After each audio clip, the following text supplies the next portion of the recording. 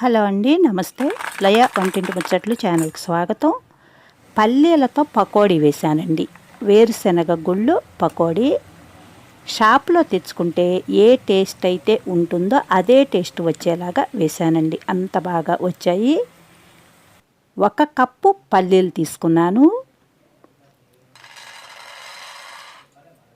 Cup పల్లీలకి అరకప్పు శనగపిండి వేశానండి.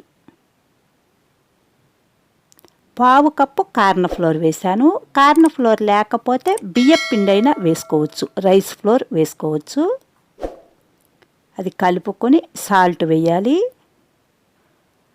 ఉప్పు, కారం, పసుపు, ధనియా పౌడర్,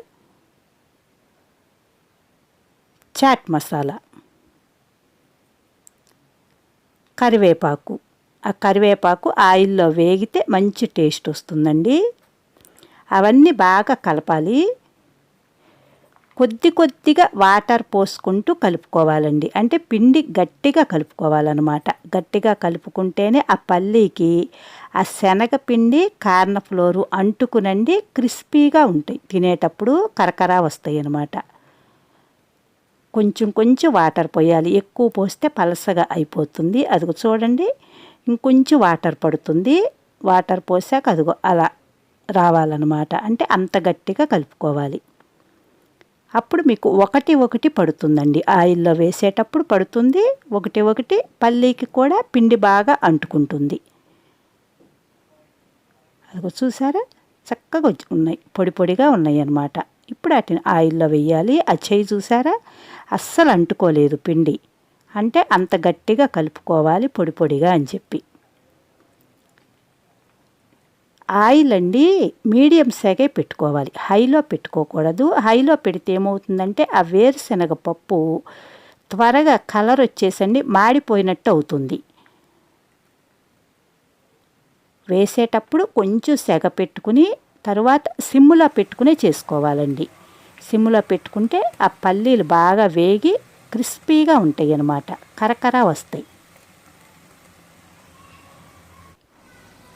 చేయి చూసారా, అస్సలు అంటుకోలేదు. అంటే అంత గట్టిగా కలుపుకుంటేనే మీకు షాపులో తెచ్చినట్టుగా టేస్టు అలాగే ఉంటుంది, లుక్ కూడా అలాగే వస్తాయండి. సపరేట్గా అంటే ముద్దల్లాగా సుద్దల్లాగా అలా పడకుండా ఏ పల్లీకి ఆ పల్లి మీకు సపరేట్గా కనిపిస్తుంది. అదిగో చూడండి, నేను వేసేటప్పుడు కూడా మీకు చూపిస్తున్నాను. అంత పొడిగా ఉండాలి. వేసేటప్పుడు ఆయిల్లో కూడా ఒకటిగా పడాలి. ఆయిల్ మీరు సెగ తక్కువ పెట్టుకుని వేసుకోవాలి, సిమ్లో పెట్టుకుని చేసుకోవాలండి. అప్పుడే మీకు బాగా వేగుతాయి, క్రిస్పీగా వస్తాయి.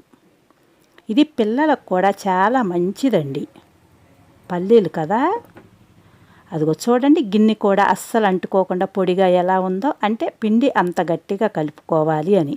షాప్లో కూడా ఇదే ప్రాసెస్లో చేస్తారండి. అందుకే అవి సపరేట్గా ఉంటాయి పల్లీలు మనం తెచ్చుకున్నప్పుడు. అదిగో చూడండి, వేగేటప్పుడు కూడా ఎంత పొడిగా ఉన్నాయో. లుక్ ఎంత బాగా అయితే వచ్చాయో టేస్ట్ కూడా అంతకంటే సూపర్గా వచ్చాయండి. ఇలా చేస్తే పిల్లలు కూడా బాగా లైక్ చేస్తారు. ఎందుకంటే పల్లీలు అందరూ తింటారు, పిల్లలు కూడాను. పైగా హెల్తీ ఫుడ్ అండి, మంచిది కదా.